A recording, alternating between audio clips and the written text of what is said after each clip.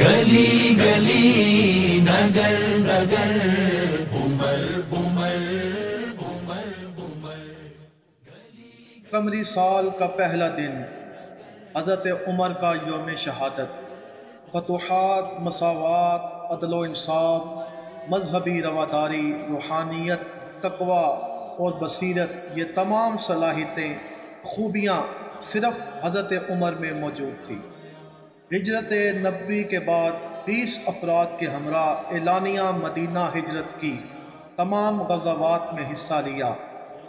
حضرت عمر رضی اللہ تعالی عنہ کا قبول اسلام حضور نبی اکرم خاتم النبیین صلی اللہ علیہ وسلم کی دعا کا نتیجہ تھا. قبول اسلام کے بعد آپ نے اعلانیہ نماز کا اعلان کیا اور کہا، عمر نے آج سے محمد رسول اللہ صلی اللہ علیہ وسلم کی غلامی کو قبول کر لیا ہے. آپ کے دور خلافت میں اسلامی سلطنت 22 لاکھ مربع میل تک پھیلی ہوئی تھی. آپ کے دور میں ایران اور روم کو شکست ہوئی. بیت المقدس کی فتح کے بعد آپ خود وہاں تشریف لے گئے.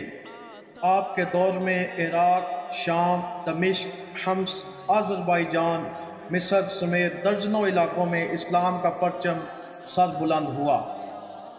فوج، پولیس، تاپ، بیت المال، محاصل، جیل، زراعت، آبپاشی اور تعلیم کے محکموں کا قیام حضرت عمر کے دور میں ہوا. تمام محکموں کے افسران اور ملازمین کی تنخواہیں مقرر کی گئی اور آپ کو سب سے پہلے امیر المؤمنین کہہ کر پکارا گیا. 27 ذی الحجہ کو ایرانی موجوسی ابو لؤلؤ فیروز نے نماز فجر کے دوران حضرت عمر رضی اللہ تعالی عنہ کو چھپ کر خنجر مار کر زخمی کر دیا.